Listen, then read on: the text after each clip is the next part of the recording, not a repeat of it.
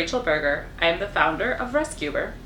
I started in about 2018 going to Chicago Animal Care and Control and helping them with animals that needed a ride to a vet before they were intaked into rescue. And I really enjoyed doing that, and I felt like I had an outlet. In doing that, I, like many of the rescue people, also had a passion then to want to start a rescue of my own, specifically with seniors because they're one of my favorites. And I realized the work and intensity of that, and instead wanted to help rescues and friends that I knew that were already doing a really great job at helping both seniors and other dogs. So I sent out an email to about 30 different rescue organizations, and 28 of them wrote back and all said, we need help with transportation. We were putting together our 2020 goals with the board, and one of those goals was to get a van. And originally that goal was for several reasons. One, we had started partnerships, especially with our Indiana and Michigan partners, and we're realizing that the transports were going from a transport of 1 to 3 or 4 dogs to upwards of anywhere from 20 to 30 riders. And that no longer fit in my Subaru Forester that was the original transport vehicle for Rescueber. So we used the money that we had fundraised from all of our amazing donors and was able to put down a great deposit on our 2018 Ford Transit, also known as Frank, named after St. Francis. And suddenly we were able to do transports of 30 to 50 animals. And it was amazing to see us literally take a quarter of the animals at an intake facility and be able to know that they were headed to a great fresh new start. With that fundraising, we were able to pay for a deposit on the van. We are still working on payments of that van, and that's part of what your donations go to, is being able to keep this van on the road, and also the maintenance of the van and all the kind of basic things, insurance, things that aren't as fun as those animal pictures, but definitely make those animal pictures possible. And we help in transport in several different ways. So one is with vet visits. We have a lot of Chicago-based fosters that do not have cars. We also have people that are working at 8 a.m. so they can't get their dogs to spay and neuter appointments. So we are able to pick them up and take them to their appointments and often bring them home as well. And then we do what kind of everyone knows as far as transport, which is the rescue rides. And those come from both Chicago and they come from beyond. So we also have transported with 11 states so far in 2020, and we're hoping to grow that number. In 2020, we've proudly transported 1,138 animals. As I mentioned, I was really connected into seniors. That's the rescue I wanted to start. And about 15% of those animals we transported were seniors.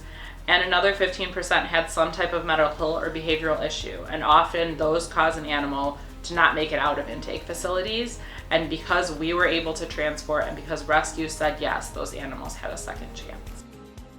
We also have really grown in volunteers. We are proud to have about 6 long-standing volunteers that have really been with us from the start, that co-pilot with us, that help pick up donations, drop off donations, anything we really need. And we proudly traveled 42,048 miles in 2020. So I'm Jessica, and this is my wonderful husband, David, who humors me with all of my crazy dog antics. We drive transports.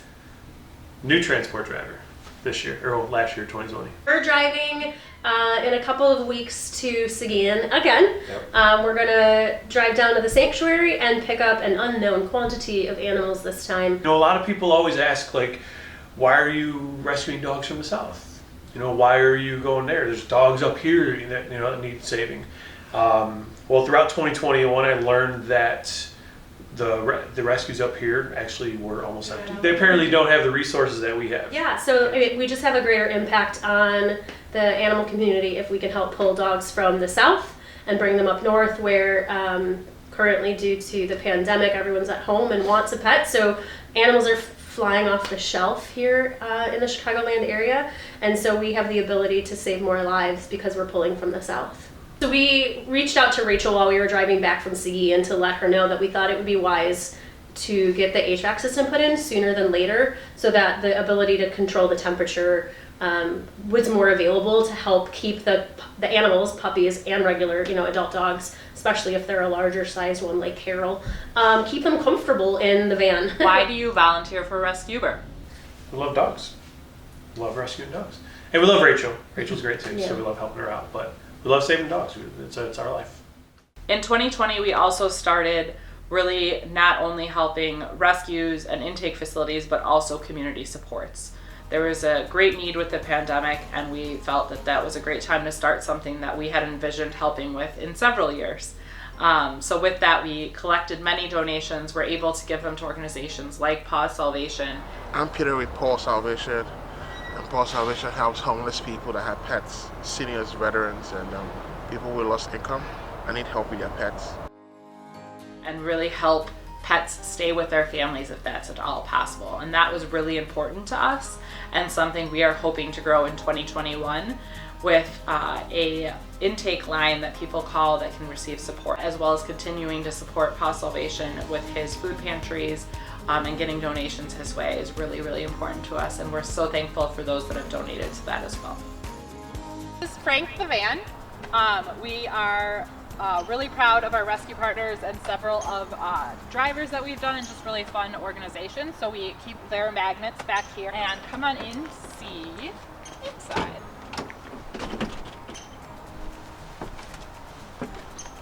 So we put down a floor, and the biggest reason we did that is that a lot of the crates were really unstable with the floor that we had. There was also a mat that came with the van, but it absorbed a lot of smell and things that come out of animals, so we really needed something that could be wiped off. So this is our subfloor. We'll actually be putting rubber matting on here shortly, and that will really be able to keep it comfortable for animals in their crates and also as safe as possible as far as cleaning procedures. This is just a crate to kind of show our bandwidth.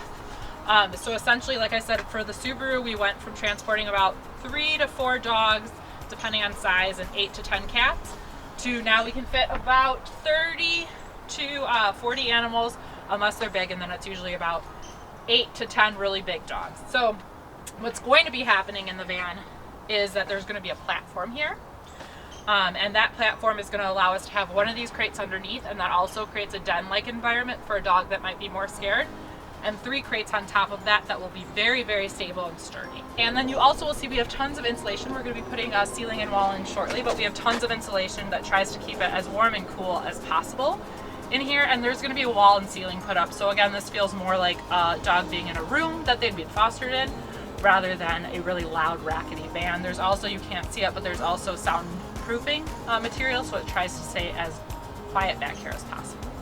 This right here is our fan, and this was originally the plan for heating and cooling control, and we learned very quickly in our Texas and Louisiana and midsummer of Chicago transports that it doesn't really do the job when it gets anything over about 65 degrees outside, which is a lot of our transports.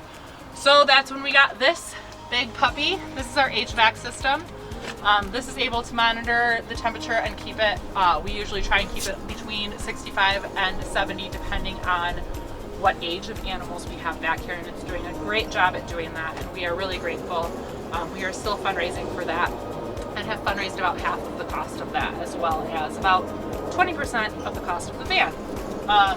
So the other really proud part is our electrical. So actually, to work the fan and lights that are going to be in here, we have a solar system, so we're really proud of that.